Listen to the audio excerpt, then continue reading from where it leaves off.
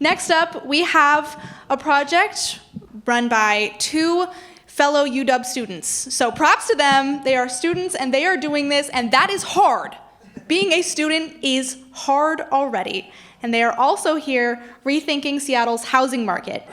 They designed CEDU, the Sustainable, Economical, Adaptable Dwelling Unit. It's modular, flexible, and designed to fight gentrification by lowering housing costs. Please welcome to the stage CEDU by EcoBuild at UW, by Atticus Floquay and Connor Franklin.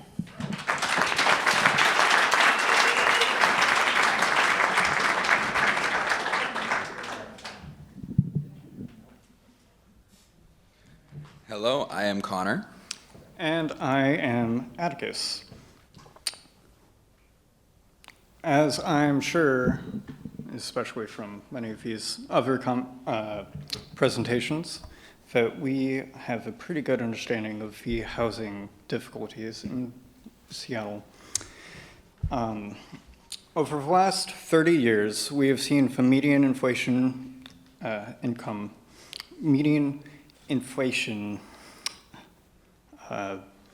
price of houses rise exponentially.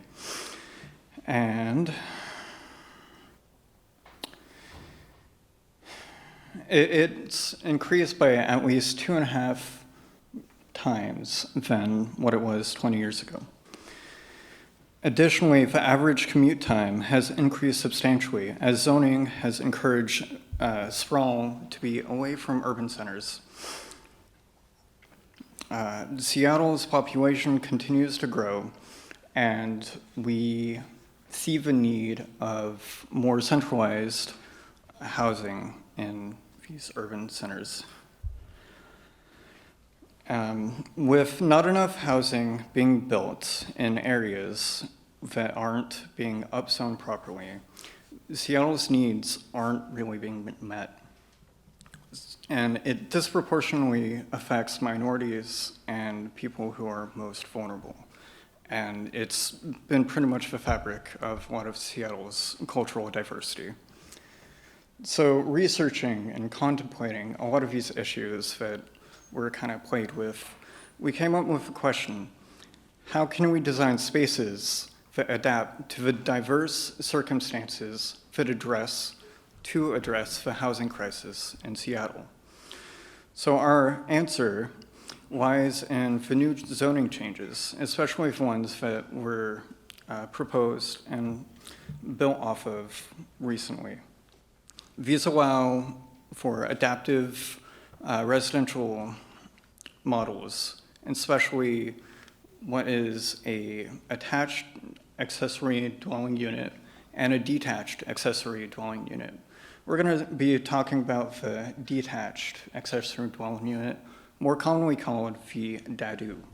They are typically 400 to 1,000 square feet, built on an existing single-family residence. It helps to address the issues of both space management and cost-effective. I can't speak. Doing good. Great stuff. What's my spot?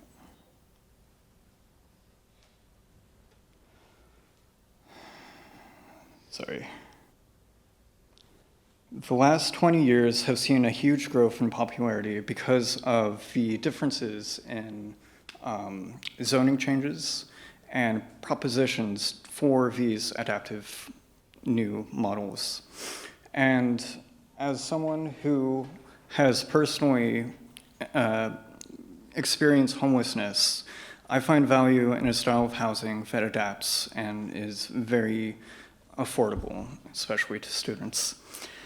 Having a home would have made a tremendous impact. So our answer, at least part of one, is a CEDU, which is the Sustainable, Economic, Adaptable Dwelling Unit.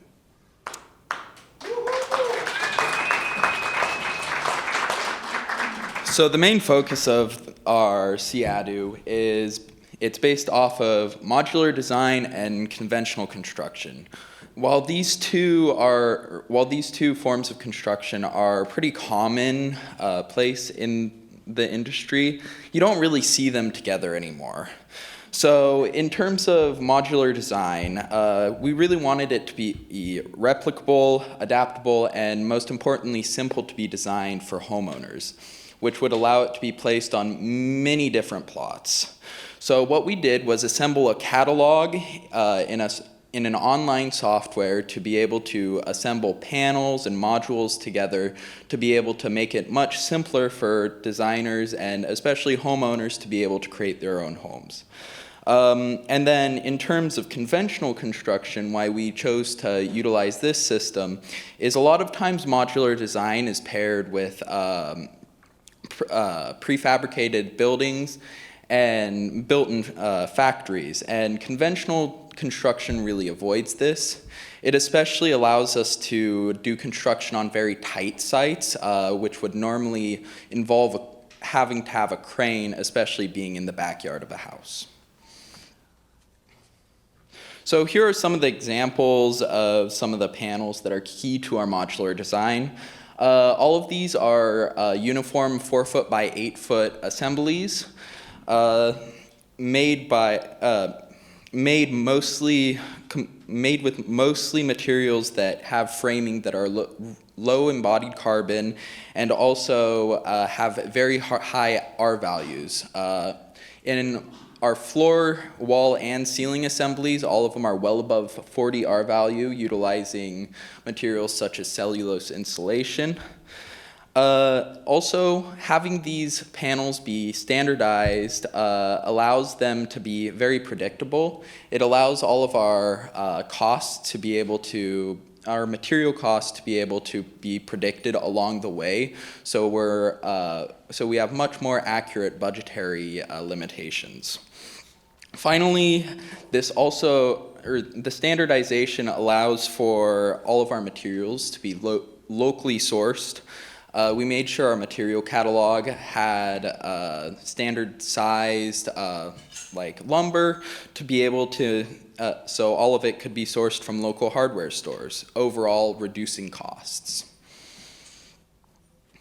So in these sections here, it shows off the wall configurations and the interior, sort of how based off sizing it all fits together. This specific unit is around 500 square feet, around 550 square feet. It can be completely different based off how you assemble these modules and panels, ranging from 400 up to 1,000, depending on what you want to do. The sections on the right show how the panels can be assembled to create differing facades, which can create a desired effect for an interior space, allowing for natural light. Also, as you can see, homeowners can add a porch for increased indoor-outdoor living. And also on the roof, you can see solar panels are pre-designed in to work, especially with roof panels. Each roof panel is designed to fit one solar panel on it, so it overall allows for easy integration. All of this overall reduces costs and adds adaptability. So the main aspect that makes this a reality is having a website. So it has a 4-step process. So first you select a site, whether it be in real life, whether it be in your backyard or someone else's property, and you're able to adjust the site based off the on-site realities. Then you move to designing the modules and panels to meet yours or your occupants' needs. Then you move to visualizing your space. Here you're able to look at the interior and adjust some of the materials and orient all of your furniture to basically what you want to have. And during this process, you're able to adjust it all. And then finally, once this is all complete, you're able to download a catalog of your materials and generate construction documents you can pass off to your architect and permitting. All of this helps to eliminate complexity and increase the predictability of material costs. And as you can see here, it doesn't, the standardization does not sacrifice interior comfort.